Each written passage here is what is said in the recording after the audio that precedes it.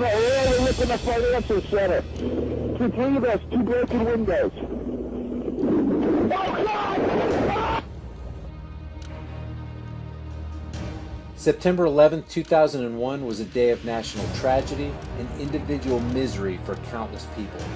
Multiple criminal acts took place that day, which resulted in a massive increase in defense spending, a costly global war on terrorism, the creation of new federal agencies like the Department of Homeland Security and TSA, and the quick passage of the Patriot Act, which gave law enforcement agencies sweeping search and surveillance powers over U.S. citizens without a warrant.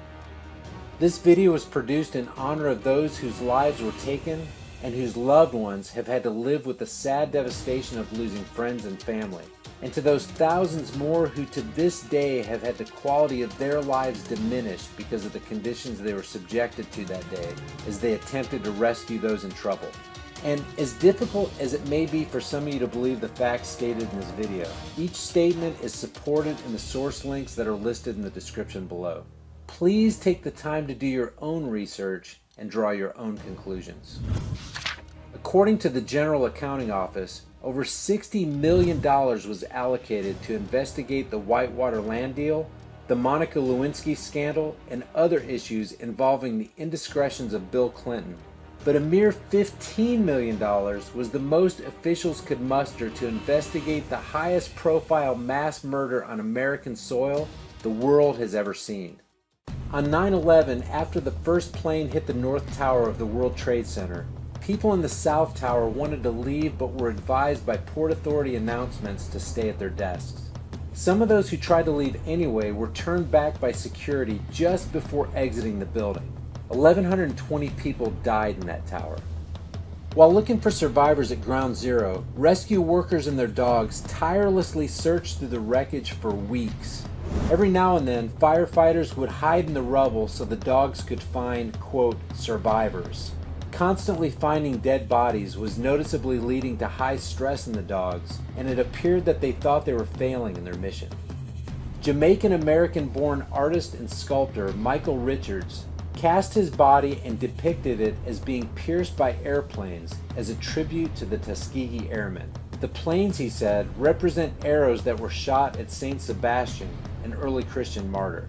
Ironically, Richard died in his studio, which was on the 92nd floor of Tower 1 on September 11th. The Project for the New American Century, or PNAC, formed in 1997, was a neoconservative think tank based in Washington, D.C. that focused on United States foreign policy. PNAC's stated goal was to, quote, promote American global leadership. Of the 25 people who signed PNAC's founding statement of principles, 10 went on to serve in George W. Bush's administration.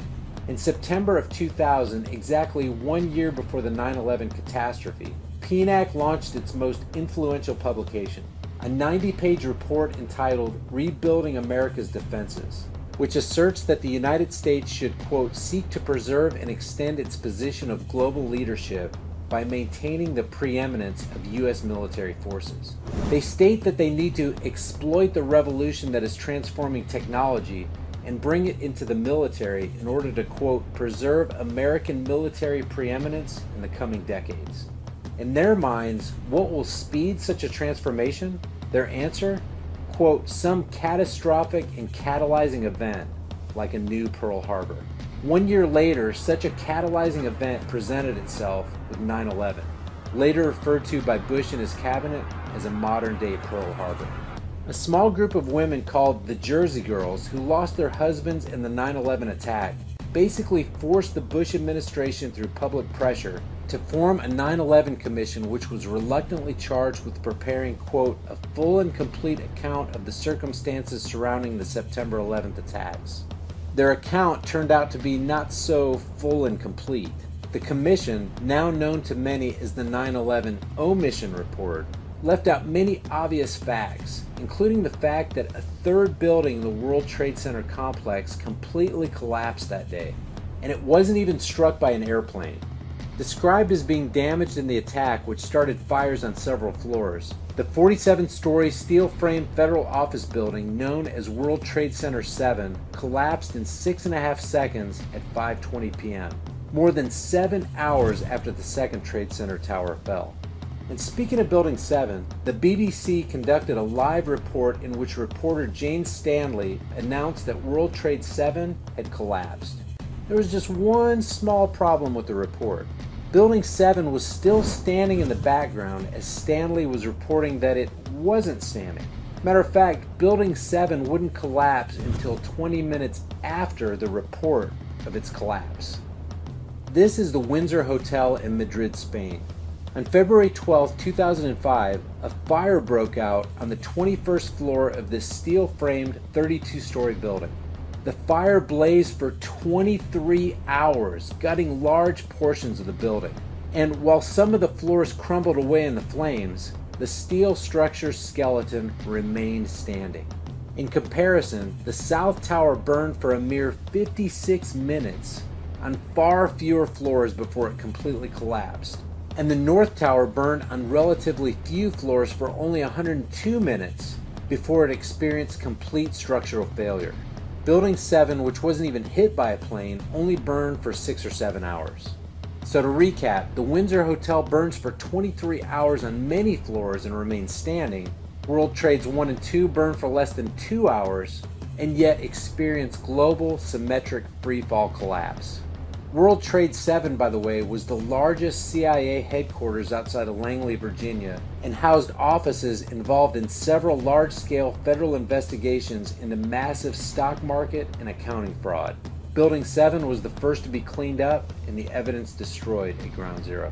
On July 24, 2001, just 49 days before the 9/11 attack, a guy named Larry Silverstein from Silverstein Properties put up $14 million of his own money to secure a $3.1 billion bid and acquired a 99-year lease on the World Trade Center from the Port Authority of New York. Despite not being the owner of the buildings, Larry was the sole beneficiary of the insurance indemnity payments of more than $7 billion for acts of terrorism.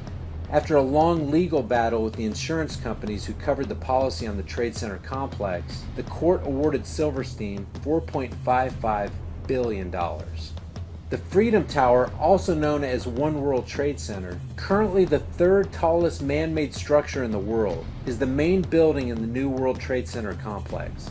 Standing 1,776 feet tall, the skyscraper cost $3.9 billion to construct. Silverstein's insurance settlement contributed $1 billion to the project. The state of New York provided an additional $250 million, and the Port Authority agreed to give $1 billion, which would be obtained through the sale of bonds. The rest, as was suggested, could be collected through increasing New York City tolls. At 9:03 a.m. on September 11, 2001, it's alleged that Flight 175 crashed into the South Tower of the World Trade Center. At 9:06, Chief of Staff Andrew Card informs the president, quote, "A second plane hit the other tower and America is under attack," end quote. At that same time, in other parts of the country, Vice President Dick Cheney, Condoleezza Rice, and several congressional leaders were rushed to secure locations. But not the president.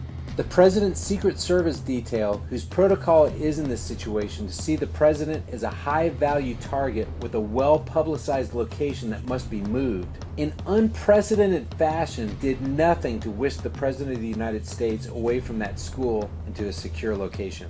The official report records that Bush remained at that school for another 20 minutes after learning about the attack on America. Number 1 is coming up.